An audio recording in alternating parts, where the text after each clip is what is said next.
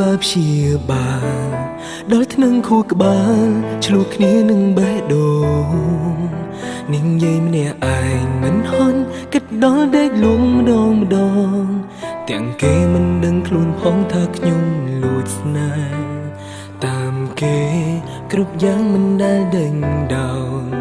របងគេចោលខ្ញុំយកទុកក្នុងដីអោបថើបហើយកាន់ធ្នមទុកដូចវត្ថុមានតម្លៃហើយតែងស្រមៃថាមានគេនៅក្បែរតើពេលនេះខ្ញុំឈឺមែនទេរវើរវីនឹកគេទាំងថ្ងៃទាំងគេមិនដែលកណ្ដាលគេទុកខ្ញុំត្រឹមជាខ្យល់អាកាំងបើគេដឹងគេគិតយ៉ាងណារោគចិត្តព្រោះតែស្នេហារាល់ថ្ងៃទូយ៉ាងណាកុំស្អប់បានទេត្រឹមលួចមើលកាយវិញកាគេក៏ខ្ញុំអាចមានក្តីសុខព្រោះតែមនុស្សម្នាក់នេះរោគចិត្ត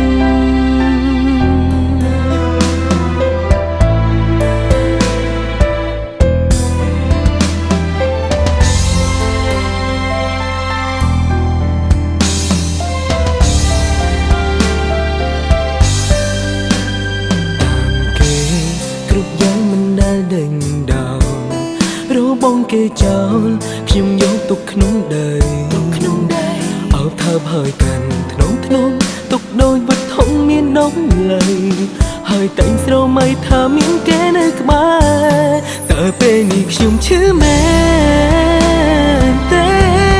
រវើរវីនឹកគេទាំងថ្ងៃទាំងគេមិនដែលកណ្ដាល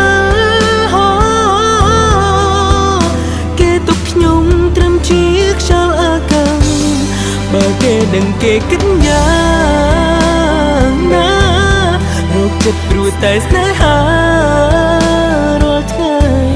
ទូយ៉ាងណាកុំស្អប់បានទេត្រឹមលួចមើលកាយវិញកាគេក៏ខ្ញុំអាចមានក្តីសុខព្រោះតែមនុស្សម្នាក់នេះ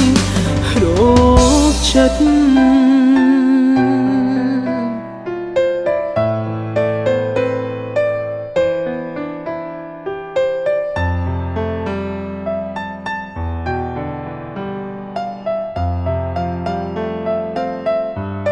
តើពេលនេះខ្ញុំឈឺមែ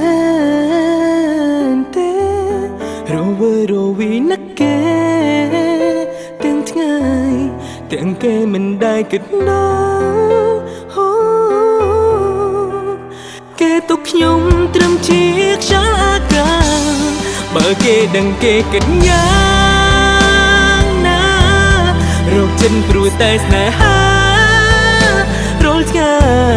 ទូយ៉ាងណាកុំស្អប់បានទេត្រឹមលួចមើលកាយវិញកាគេក៏ខ្ញុំអាចមានក្តីសុខព្រោះតែមនុស្សម្នាក់នេះ